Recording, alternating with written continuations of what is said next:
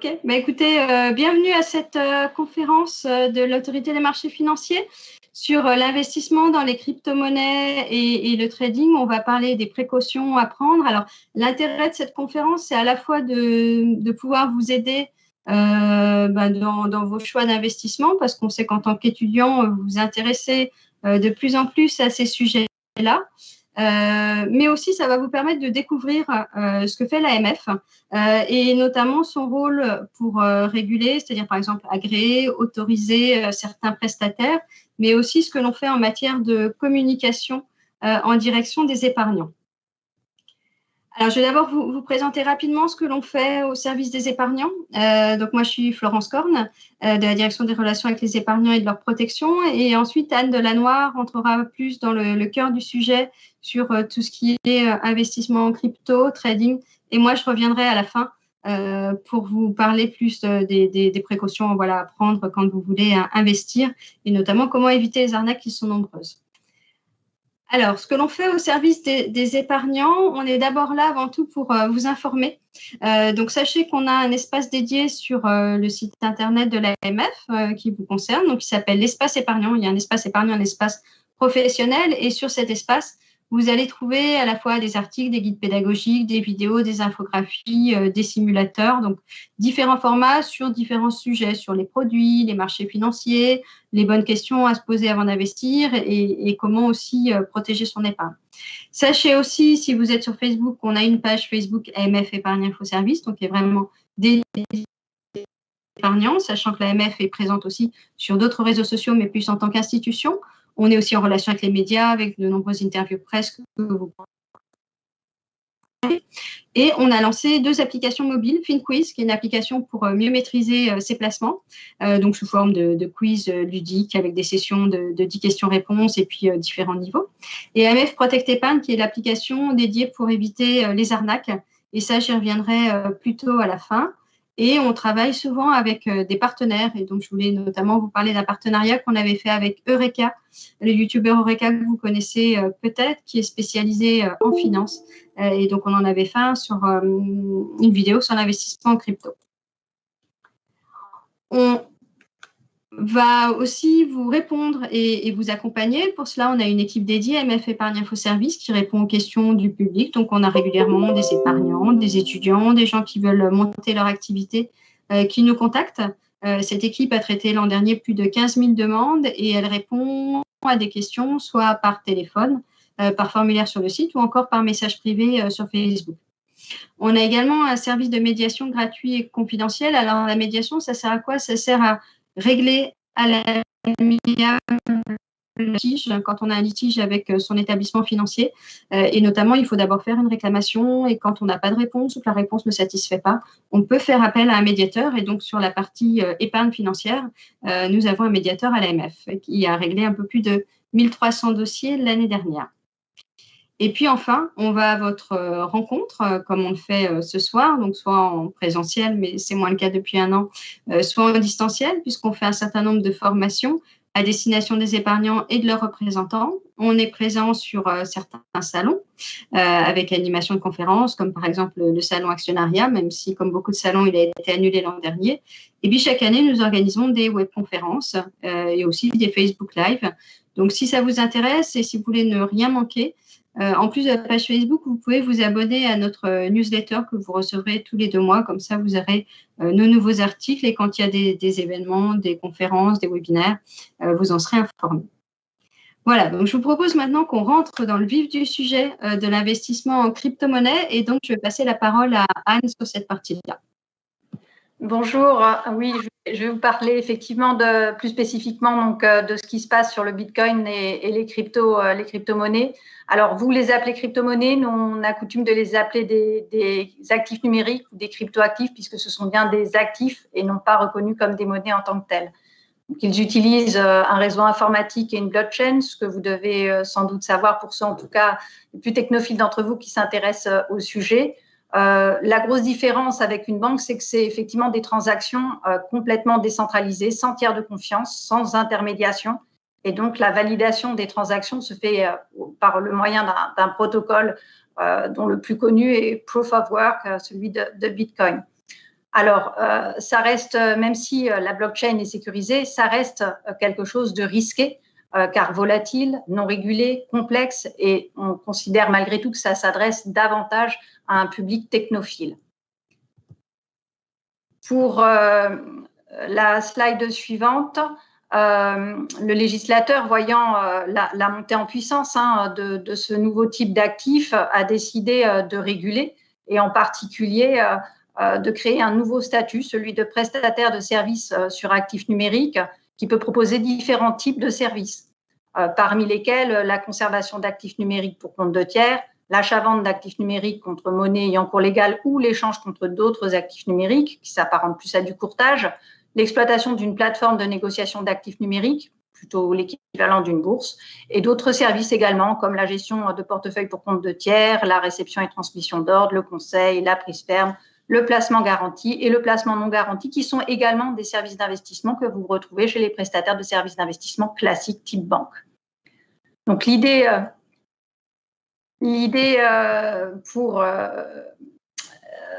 du législateur, c'est de créer un environnement qui soit suffisamment protecteur pour les épargnants, mais qui permette aussi à ces acteurs-là, finalement, de réussir à percer sur ce marché. L'enregistrement PSAN, l'agrément PSAN, n'est pas obligatoire, c'est un régime optionnel. Donc, tous les services que je vous ai énumérés tout à l'heure ne nécessitent pas, pour être rendus, d'avoir un agrément de l'AMF. En revanche, ce qui est obligatoire, c'est l'enregistrement pour certains de ces services, et en particulier la conservation d'actifs numériques pour compte de tiers et l'achat-vente d'actifs numériques contre une monnaie ayant cours légal. À partir du 18 décembre 2020, pour exercer ces deux services-là, il était nécessaire d'avoir un enregistrement de l'AMF. Le législateur a justifié, a considéré qu'il était utile d'ajouter deux nouveaux services pour cet enregistrement obligatoire, qui sont l'échange d'actifs numériques contre d'autres actifs numériques et l'exploitation d'une plateforme de négociation d'actifs numériques. Cet enregistrement obligatoire, il est fait essentiellement dans le cadre de la lutte contre le blanchiment et le financement du terrorisme. C'est vraiment dans ce cadre-là que certaines diligences vont être surveillées, notamment sur l'honorabilité du dirigeant du PSAN qui vous les propose, sur le contrôle interne qui est mis en place, sur également le mode d'organisation du prestataire de services d'investissement. Si l'acteur qui vous propose l'un de ces quatre services n'est pas enregistré, il fait l'objet d'un rappel à la loi par le biais d'un courrier, et s'il ne régularise pas sa situation, potentiellement, comme c'est le cas sur la slide là, LDC Crypto qui propose de l'achat-vente s'est retrouvé sur liste noire de l'AMF puisqu'il n'a pas régularisé sa situation. Alors, je voudrais à présent vous parler des ICO. Les ICO, c'est un petit peu le même fonctionnement que pour les PSAN. C'est un régime optionnel. Donc, il n'est pas les PSAN, donc, comme je vous l'expliquais, ne sont pas tenus de s'enregistrer. Désolé, il y a vraiment la nuance entre agrément et enregistrement.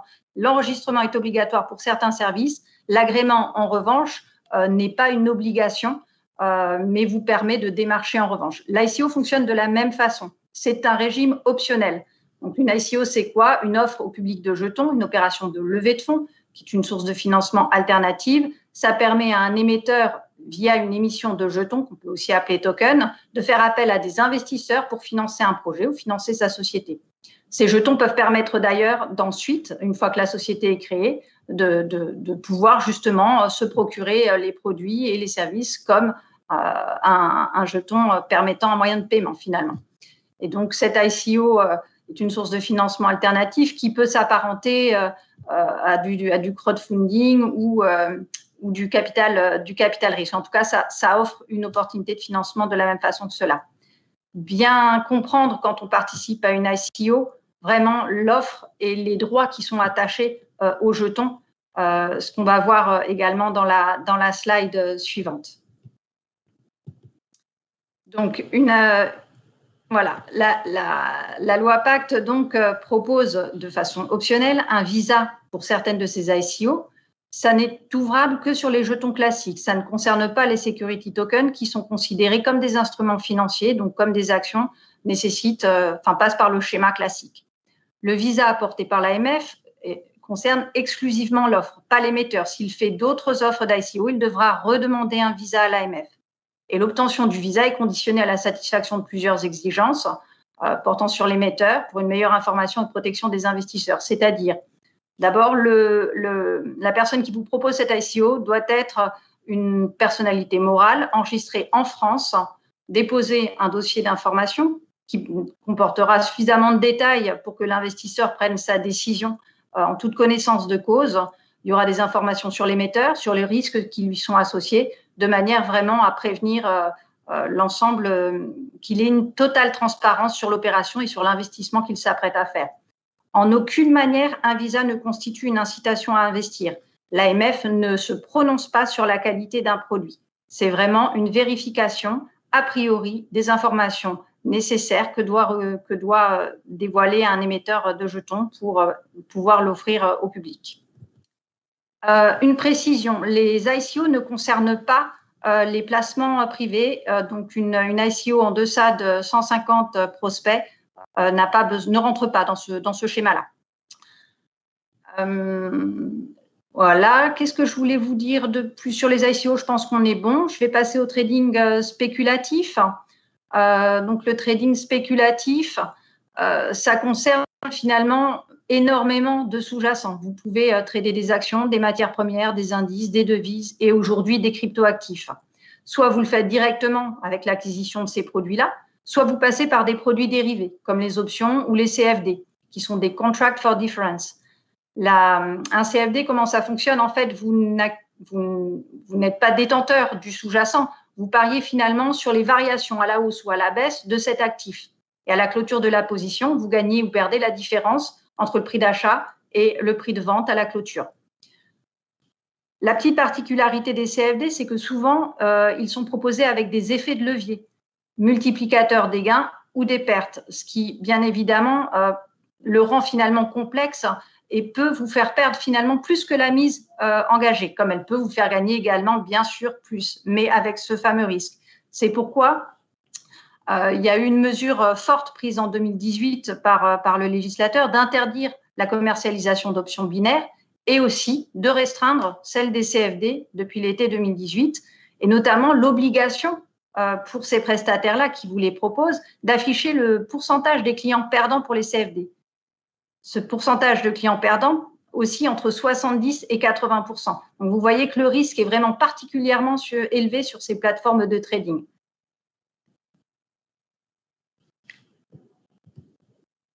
Pour la slide suivante, je vais faire un petit aparté sur les produits dérivés sur cryptoactifs. En fait, donc on a vu que les CFD pouvaient être proposés sur différents sous-jacents et on a vu effectivement naître des plateformes qui proposaient ça sur des cryptoactifs comme le Bitcoin.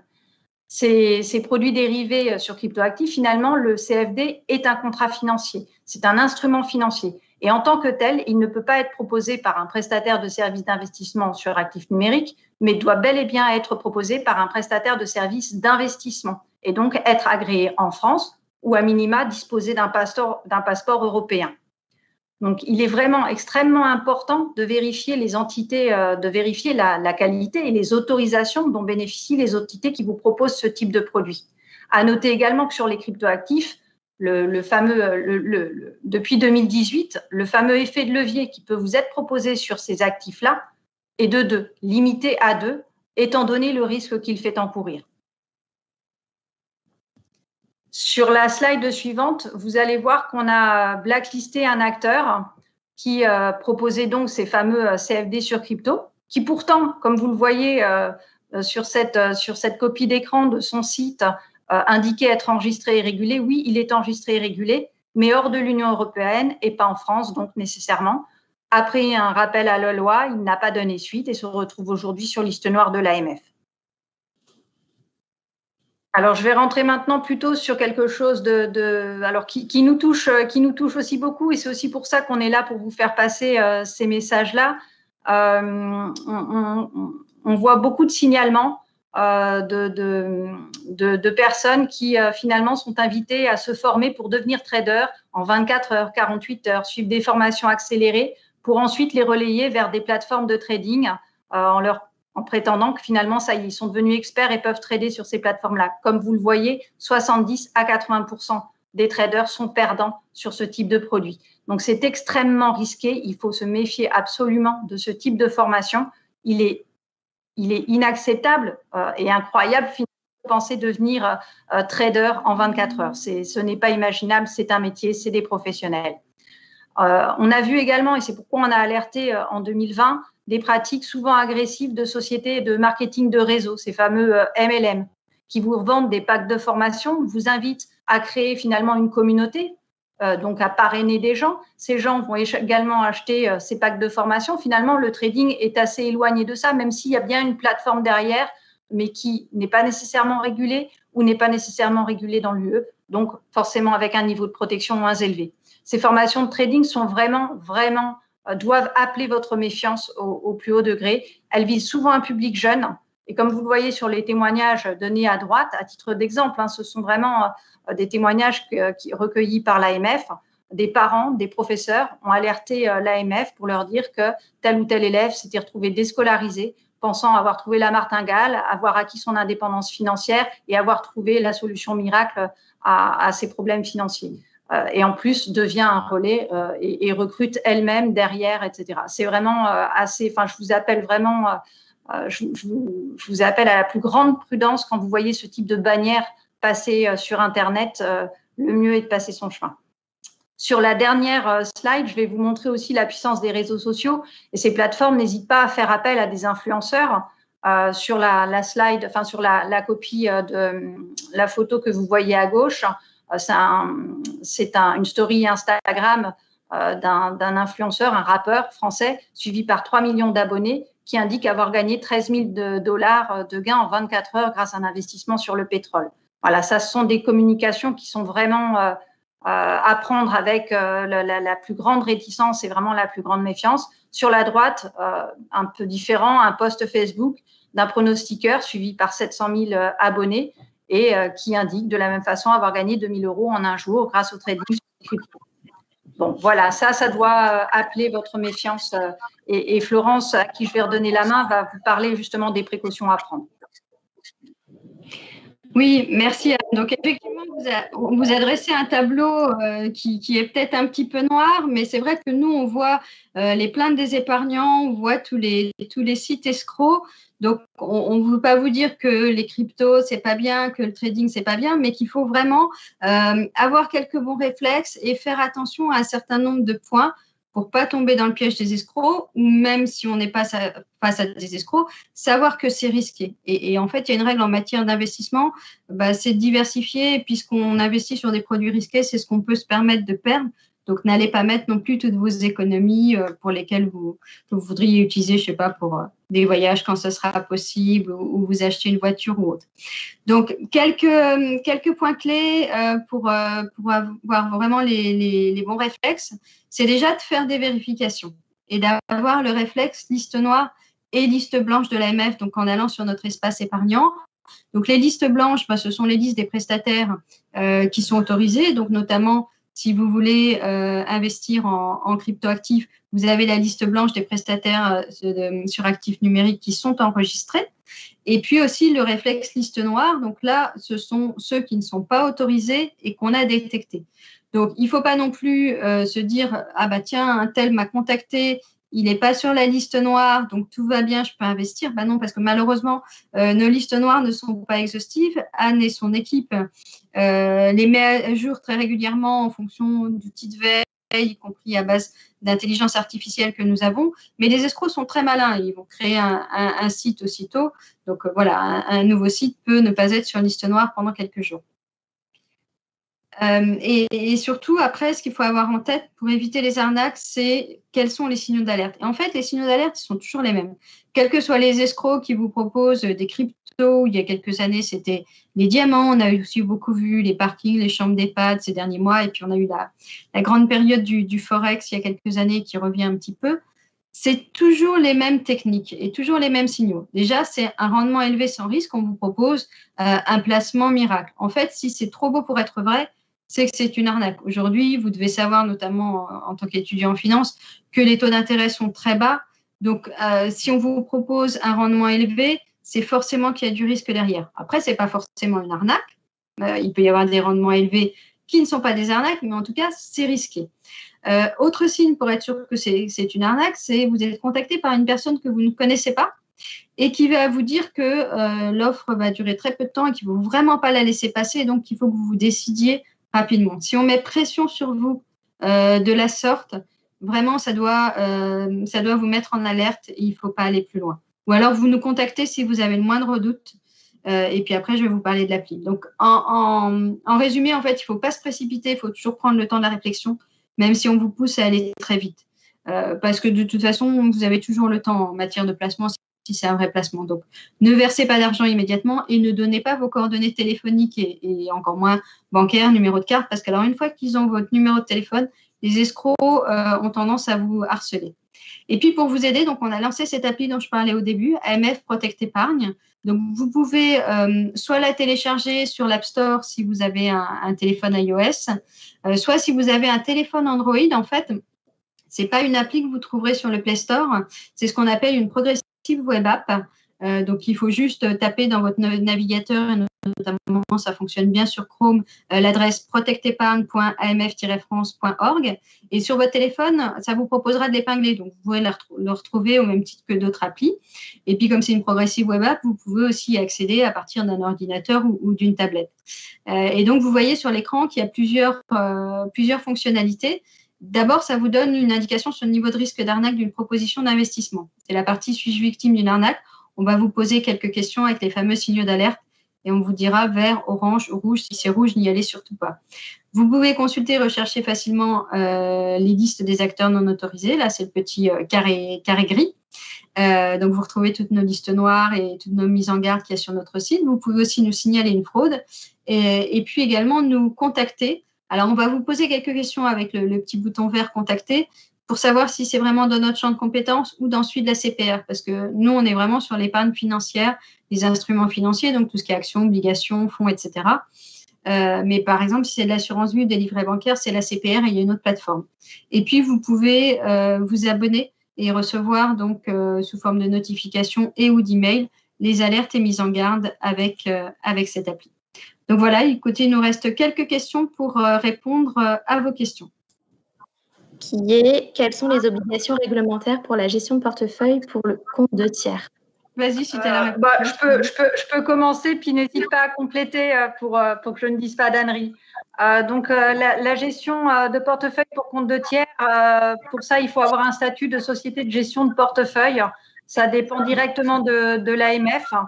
Donc, c'est bien un service d'investissement et même si la plupart des services d'investissement sont plutôt le fait de prestataires de services d'investissement agréés par la CPR, celui de service de gestion de portefeuille nécessite un agrément de l'AMF. Si vous voulez connaître toutes les conditions pour l'obtention de cet agrément-là, je pense que toutes les informations sont présentes sur le site de l'AMF et en particulier dans la rubrique justement qui s'adresse, tout ce qui est gestion d'actifs, vous aurez l'ensemble des informations. Il y a bien évidemment des exigences en matière d'expérience des professionnels, de contrôle interne, d'organisation, de moyens capitalistiques, etc. Oui, et moi, je vous ai parlé surtout de l'espace épargnant parce que nous, c'est l'espace dont on s'occupe dans notre direction. Mais dans l'espace professionnel, vous retrouverez effectivement la partie gestion d'actifs avec ces éléments-là. Alors, je vois qu'on a une autre question là qu'on nous a mis dans Teams. Est-ce que la finance décentralisée doit être régulée? Là, j'avoue que ça sort peut-être un peu du périmètre de notre direction, donc on a un peu du mal à vous répondre.